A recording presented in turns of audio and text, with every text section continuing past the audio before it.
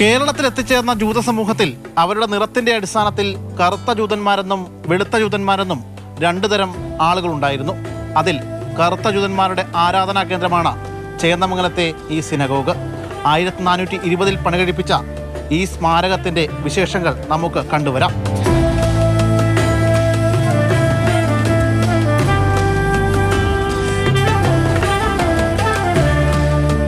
Jerusalem ദേവാലയത്തിന്റെ മാതൃകയിൽ പണിത ജൂതപ്പള്ളി, ഹീബ്രു ഭാഷയിലുള്ള ആരാധനാ ഗ്രന്ഥങ്ങൾ, ജൂതവിജ്ഞാനം ഉൾച്ചേർന്ന ആത്മീയ ഗ്രന്ഥമായ തോറ,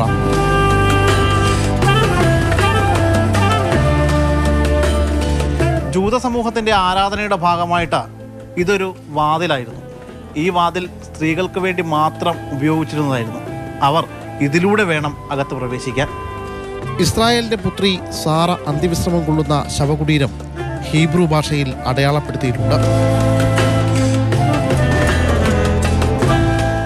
ഗോവേണി കയറിയെത്തുന്ന സ്ത്രീകൾ ഈ കാണുന്ന 2 ക്ലാസിക്ക് പിന്നിലായിട്ടും നിൽക്കണം. കാരണം പ്രാർത്ഥനയ്ക്കെത്തുന്ന പുരുഷന്മാർ അവരെ കാണാൻ പാടില്ല.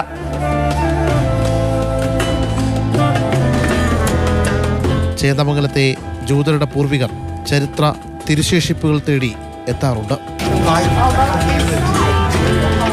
My nephew's father grew up here in this synagogue. He left and moved to Israel, but he grew up in this synagogue. And I'm so excited to send pictures to my family to show the synagogue where he grew up in. It's beautiful. Excellent. Very good. I'm a member of the group. Her niece's grandfather said that he was here in Changdamangalam. How do you say it? Changdamangalam. Yeah, he is from here, and he maybe grew up in this synagogue we just visited, which is very interesting.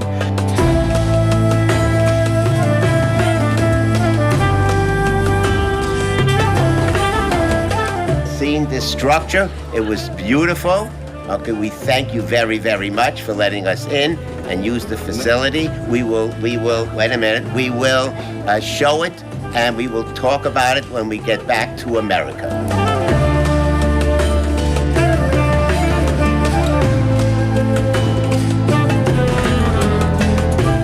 തങ്ങളുടെ പൂർവികർ തയ്യാറാക്കിയ പ്രാർത്ഥനായിടത്തിന്റെ അവശേഷിപ്പുകൾ കാണാൻ അവർ ഓരോ വർഷവും എത്താറുണ്ട്.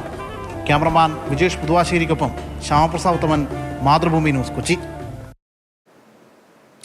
ശ്യാമപ്രസാദ് ഉണ്ട്. Good morning Shyamaprasad. ഈ സാംസ്കാരികമായ പ്രാധാന്യം കൊണ്ട് മാത്രമല്ല ആ ഒരു ചേന്ദമംഗലത്തെ ഈ സ്മാരകം എന്തുകൊണ്ട് സംരക്ഷിക്കണം എന്നതിന് മറ്റൊരു മാനം കൂടി ഉണ്ടെന്ന് ശ്യാമപ്രസാദിൻ്റെ റിപ്പോർട്ട് കാണുമ്പോൾ എല്ലാവരും ഓർക്കുന്നുണ്ട്. അതായത് ഇതുപോലെ പൂർവികരെ അന്വേഷിച്ച് വരുന്ന മനുഷ്യർക്ക് ഇങ്ങനെ ഒരു ഇടമില്ലായിരുന്നെങ്കിൽ എങ്ങനെ കാണാൻ കഴിഞ്ഞേനെന്ന് ആലോചിക്കും, അല്ലേ ശ്യാം?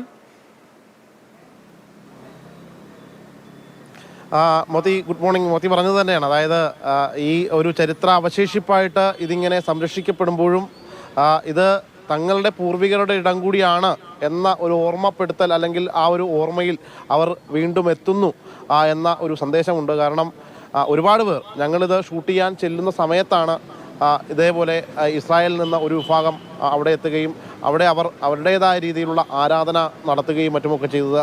ഈ ചേന്ദമംഗലം പള്ളിയിൽ ഒരു പ്രത്യേകതയുണ്ട്. ഇവിടെ ആരാധന നടത്തണമെങ്കിൽ ഒരു നിശ്ചിത ആളുകൾ ഉണ്ടായിരിക്കണം. അത് കൂടാണ്ട് അവിടെ എത്തിയ ആളുകളിൽ ഇതിൽ പ്രധാനപ്പെട്ട ആ തോറ എന്ന് പറയുന്ന അവരുടെ ആത്മീയ ഗ്രന്ഥമാണ്. ആ തോറ വായിക്കാൻ അറിയുന്ന ഒരാൾ, അതിൽ ഏറ്റവും മുതിർന്ന ആൾ, അയാളെ വിളിക്കുന്ന പേര് റബ്ബായി എന്നാണ്.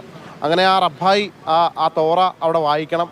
അപ്പോൾ ഞങ്ങൾ ചെല്ലുമ്പോൾ ഇതൊക്കെ അവർ ആരാധന കഴിഞ്ഞ് തിരിച്ചിറങ്ങുന്ന ഒരു സമയമായിരുന്നു.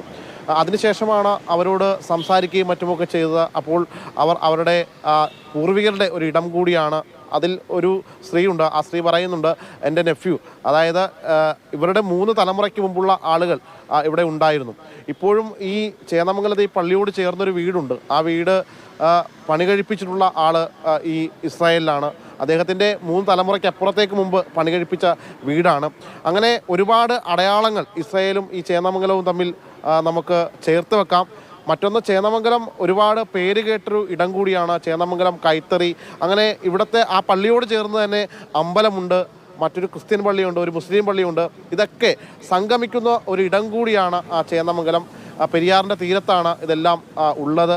അങ്ങനെ വ്യത്യസ്തമായ ഒരു സംസ്കാരം അവിടെ ഉടലെടുത്തിട്ടുണ്ട്. അതിന്നും സംസ്ഥാന സർക്കാരിൻ്റെ ആർക്കിയോളജി വകുപ്പ് സംരക്ഷിച്ചു പോരുന്നു എന്നതാണ് ഏറ്റവും പ്രധാനപ്പെട്ട കാര്യം. പക്ഷേ അത് തൊട്ടടുത്തുള്ള ഭാഗങ്ങളൊക്കെ ഇപ്പോഴും കാട് പിടിച്ച് കിടക്കുന്ന ഒരു സ്ഥിതിവിശേഷം കൂടിയുണ്ട്. അപ്പോൾ അതുമൊക്കെ മാറ്റി അത് സംരക്ഷിക്കപ്പെടേണ്ടതാണ് എന്ന ഒരു തിരിച്ചറിവ് സർക്കാർ കൂടുതൽ ഇടപെടൽ ഉണ്ടാകണമെന്നാണ് അവിടുത്തെ പ്രദേശവാസികളുടെയും മറ്റുമൊക്കെ ഒരു ആവശ്യം. പക്ഷേ ആ കാര്യം കൂടി ഇവിടെ പങ്കുവെക്കണമെന്ന് തോന്നി. അതാണ് ഞാനിപ്പോൾ ഈ കാര്യം കൂടി ഇവിടെ പറഞ്ഞത്. മോത്തി. ശരി ശ്യാം.